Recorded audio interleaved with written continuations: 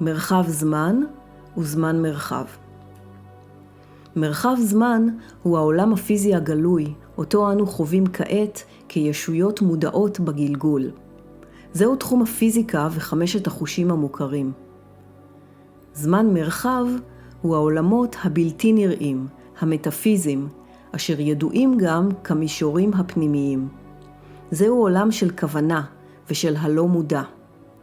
המינוח ככל הנראה מתבסס על תיאוריות הפיזיקה של דיואי לארסון, אשר בהם דון ורה עשו שימוש על מנת לשלב את ההבנה המדעית הזו עם ההבנה הרוחנית. מרחב זמן וזמן מרחב הם מערכות מורכבות ושלמות, אשר יוצרות היבטים יסודיים של האשליה שלנו. הן חולקות מערכת יחסים הופכית בשל אי השוויון בין הזמן למרחב. במרחב זמן, האוריינטציה המרחבית של חומרים יוצרת מסגרת מוחשית לאשליה. בזמן מרחב, אי השוויון מוסט לתכונת הזמן. הבחנות אלו בין מרחב זמן וזמן מרחב, כפי שאנו מבינים אותן, הן בעלות השפעה רק בדחיסות השלישית.